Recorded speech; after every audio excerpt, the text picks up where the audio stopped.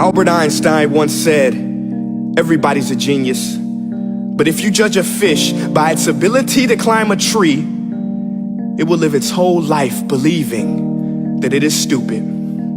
Ladies and gentlemen of the jury, today on trial we have modern day schooling. Glad you could come. Not only does he make fish climb trees, but also makes them climb down and do a 10-mile run. Tell me, school, are you proud of the things you've done?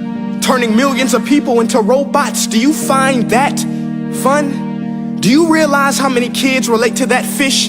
Swimming upstream in class, never finding their gifts, thinking they are stupid, believing they are useless? Well, the time has come, no more excuses. I call school to the stand and accuse him of killing creativity, individuality, and being intellectually abusive.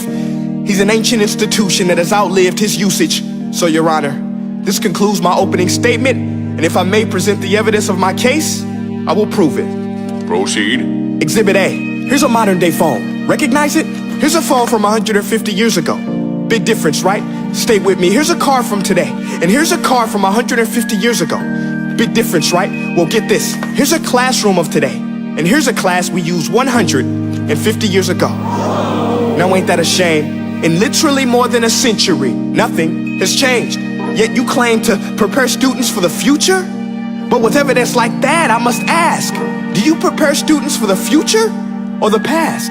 I did a background check on you and let the record show that you were made to train people to work in factories, which explains why you put students in straight rows, nice and neat, tell them sit still, raise your hand if you want to speak, give them a short break to eat, and for 8 hours a day, tell them what to think.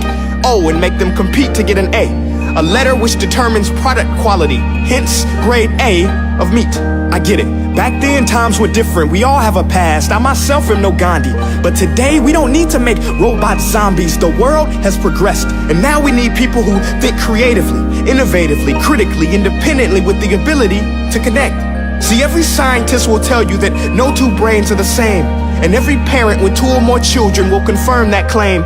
So please explain why you treat students like cookie cutter frames or snapback hats, giving them this one-size-fits-all crap. Watch your language. Sorry, Your Honor, but if a doctor prescribed the exact same medicine to all of his patients, the results will be tragic. So many people would get sick, yet when it comes to school, this is exactly what happens. This educational malpractice, where one teacher stands in front of 20 kids, each one having different strengths, different needs, different gifts, different dreams, and you teach the same thing the same way? That's horrific. Ladies and gentlemen, the defendant should not be acquitted. This may be one of the worst criminal offenses ever to be committed. And let's mention the way you treat your employees. Objection. Overruled. I want to hear this. It's a shame.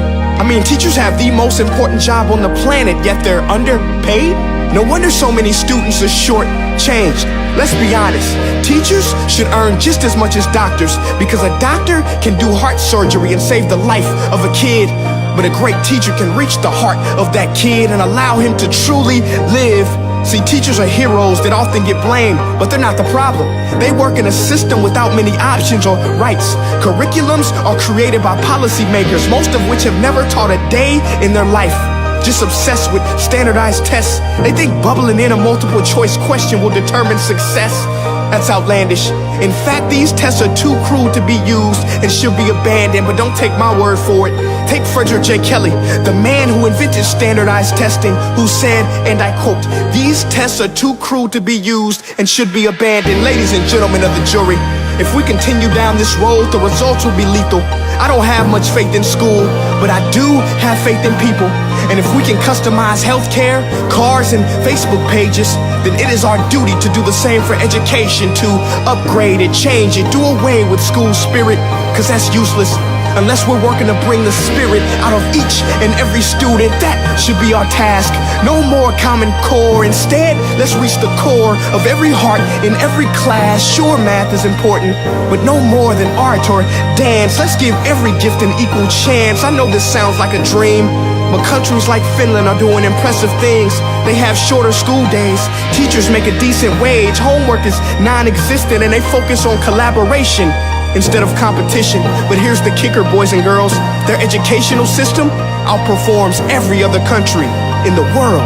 Other places like Singapore are succeeding rapidly. Schools like Montessori, programs like Khan Academy, there is no single solution. But let's get moving, because while students may be 20% of our population, they are 100% of our future. So let's attend to their dreams, and there's no telling what we can achieve. This is a world in which I believe, a world where fish are no longer forced to climb trees. I'll rest my case.